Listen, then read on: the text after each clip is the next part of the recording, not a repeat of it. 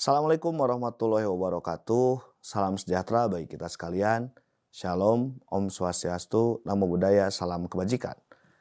Para mahasiswa yang budiman, pada bagian kali ini saya akan menjelaskan tentang dinamika dan tantangan dari ketahanan nasional.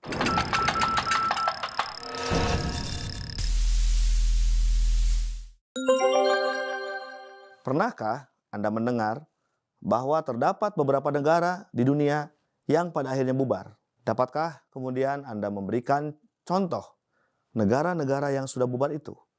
Faktor apa saja kira-kira yang menyebabkan negara-negara tersebut bubar? Pernahkah Anda mendengar negara Yugoslavia? Yugoslavia merupakan salah satu contoh negara yang gagal dalam mempertahankan eksistensinya. Wilayah Yugoslavia kini terpecah dalam beberapa negara. Bosnia, Herzegovina, Kroasia, Serbia, Slovenia, Makedonia, dan Montenegro. Bahkan Kosovo telah memproklamirkan dirinya sebagai negara baru, meskipun tidak banyak mendapat pengakuan dari negara lain. Pertanyaannya, mengapa sebuah negara bisa bubar? Secara sederhana, bubarnya sebuah negara disebabkan oleh ketidakmampuan negara tersebut dalam menghadapi dan menyelesaikan kompleksitas persoalan yang dihadapinya. Atau dalam kata lain, ketahanan nasionalnya lemah. Karena eksistensi sebuah bangsa hanya dapat terjaga apabila memiliki ketahanan nasional yang kuat. Selain Yugoslavia, sejarah mencatat beberapa negara di dunia mengalami nasib yang sama. Sebut saja Uni Soviet dan Cekoslovakia. Pengalaman sejarah bangsa Indonesia telah membuktikan bahwa konsep ketahanan nasional Indonesia terbukti mampu menangkal berbagai bentuk ancaman sehingga tidak berujung pada kehancuran bangsa atau berakhirnya NKRI. Setidaknya ini terbukti pada saat bangsa Indonesia menghadapi ancaman komunisme di tahun 1965 dan krisis ekonomi serta politik pada rentang tahun 97 hingga 1998. Namun demikian, seperti halnya kehidupan individual yang terus berkembang, kehidupan berbangsa juga mengalami perubahan, perkembangan, dan dinamika yang terus-menerus.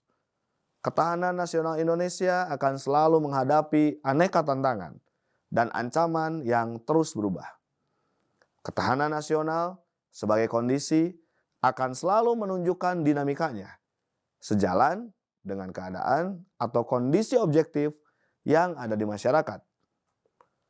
Untuk mengukur indeks ketahanan nasional, Lembaga Ketahanan Nasional membuat kategorisasi ketahanan nasional menjadi 5 kategori, yakni sangat tangguh, tangguh, cukup tangguh, kurang tangguh, dan rawan. Kategori sangat tangguh mengandung arti apabila keuletan dan ketangguhan bangsa berada pada kondisi sangat baik dan prima. Dalam kondisi ini, segenap tantangan, ancaman, hambatan, dan gangguan tidak akan menggoyahkan ketahanan nasional. Bahkan dapat diubah menjadi peluang. Kondisi ini disebut juga kondisi sustainable. Yang kedua, kategori tangguh mengandung arti apabila keuletan dan ketangguhan bangsa berada pada kondisi baik. Dalam kondisi ini, segenap tantangan, ancaman, hambatan, dan gangguan dapat diatasi. Namun, harus tetap diwaspadai adanya tantangan, ancaman, hambatan, gangguan yang berkepanjangan yang akan melemahkan stabilitas dan integrasi nasional. Kondisi ini lebih baik dari kondisi cukup tangguh, namun masih berada di kelompok moderat dalam pemantapan menuju sustainable.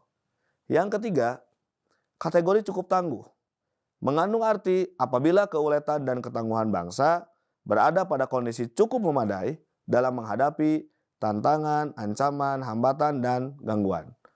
Beberapa kelemahan internal perlu segera diperbaiki agar tantangan, ancaman, hambatan, gangguan tidak sampai melemahkan stabilitas dan integrasi nasional.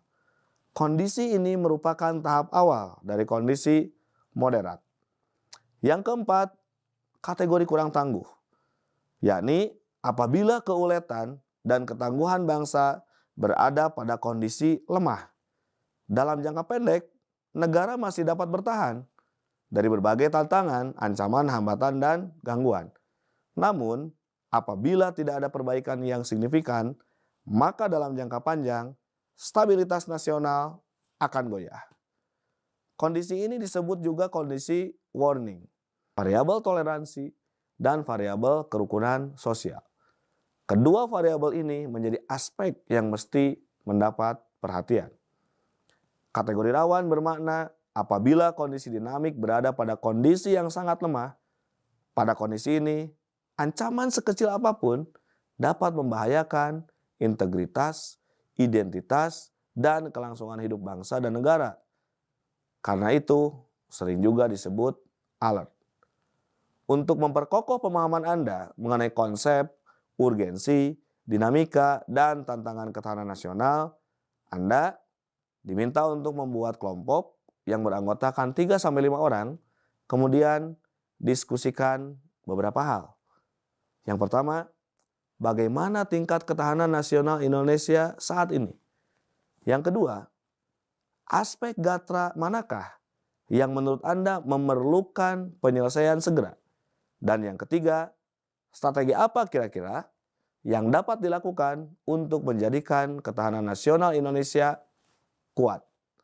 Demikian kiranya yang dapat saya sampaikan. Atas perhatian saudara-saudara sekalian, saya ucapkan terima kasih. Wassalamualaikum warahmatullahi wabarakatuh.